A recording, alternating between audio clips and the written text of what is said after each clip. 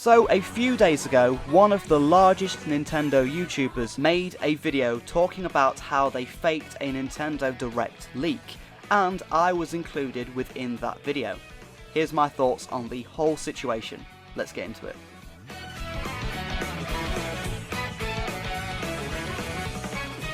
So this is going to be a very different kind of video from me, because I wanted to take a few days to sort of gather my thoughts on this topic before I actually made this video. Now, if you're not aware, YouTuber BeatEmUps, they are a huge Nintendo YouTuber. You've probably heard of them. They have amazing content. I've been a fan of Wood, BeatEmUps. I've been a fan of him, Woodhawker. I've been a fan of his work since the Game Quest days. Now, if you don't know, Wood used to have this series where he'd go round buying games, collecting games. He's been around for a very, very long time, and I've loved his content. I've loved his content before the Switch 1 came out. I actually watched that live stream. I remember that live stream where he went around and actually got his Switch 1. So I've been a fan of Woodhawker for a very, very long time. I feel like that's important to mention because I'm not upset by this, really. I'm not angry at Wood. I understand both sides of the argument, and I want to make a video talking about this. Now, if you don't know what I'm talking about the fact that Wood did a social experiment video where he faked a Nintendo Direct. So last month on his Nintendo podcast, he put out a segment of the podcast where he was talking about a July Direct. He said on his podcast that he heard from a source that in this next July Direct, there's going to be Animal Crossing, as well as GameCube games being added to Switch Online, as well as some third-party games coming over to Nintendo Switch 2. He said this on his podcast to do a social experiment to see how far a leak would go. Essentially, like, he said this on his podcast to see how many places would talk about this leak, would, you know, post about it, make articles, make YouTube videos. How far would this leak spread across the internet? Now, you might be wondering, why am I talking about this? Well, I'm talking about this because I actually made a video on Wood's leak. Now, I made a video and I credited him from the Nintendo podcast. I fell for Wood's leak, but I don't feel like I'm in the wrong for falling for Wood's leak, because what reason did he have to lie? We didn't know about the social experiment. Why would Wood just lie to his fans on his podcast? Now, what was weird for me was, I was actually featured in the video itself. Now, this is a guy I've been watching on YouTube for like 10 plus years, and to actually be featured and hear my voice in his video was very, very strange, and in a way, thank you for including me, Wood. I mean, I know I was kind of talking about sort of how I fell for this leak, but I don't know, it was a weird experience kind of being featured in this video, and I want to talk about it because I'm so conflicted in my own mind on how I really feel about this. Now, Wood's video is like 35 minutes long, and it's very, very well made. I actually really enjoyed his video. I fell for his leak, and I really enjoyed his video still. I feel like it was a great quality video. All of his videos are very quality, and he does make a fair point that someone very easily can come up with a fake leak and spread it all across the internet. I saw the post on Reddit, I checked the link, I watched the podcast, and I talked about what was said on the podcast. Now, even in my video, I did say that this could all be fake. This isn't confirmed by Nintendo, so it is fun to just speculate. I try to make videos on leaks where there actually is some credibility. I actually posted a video just this week actually talking about how the Mario Bros collection is probably false, because I like to talk about leaks where there's some, you know, sort of credit there, there's some sort of like, you know, reliability there with that leak. Where possible, I try not to just quote random people on Twitter or, you know, Reddit, that kind of thing. I try to see some like credible leakers and get my news from a credible source. And I feel like, yes, people did blindly believe Wood. I blindly believed Wood. I believed Wood without checking the credibility, because I don't believe people were in the wrong for believing Wood in this situation. Wood has a 2 million, like, subscriber channel. People are going to trust that. Why would Wood destroy all of his credibility by making this video? If somebody who has this huge following online is saying this, yeah, I believe that makes it, you know, pretty reliable for a leak.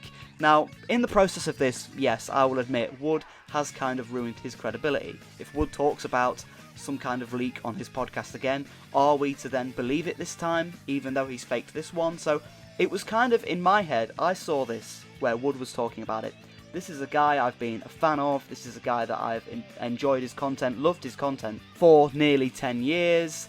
I kind of fell for it because why would Wood lie? Why would Wood build up this reputation of being the largest Nintendo YouTuber to then lie? Now, there's some people on the internet going around and saying, well, yeah, but Wood isn't really known for leaks, he kind of just does reviews, which is completely fair.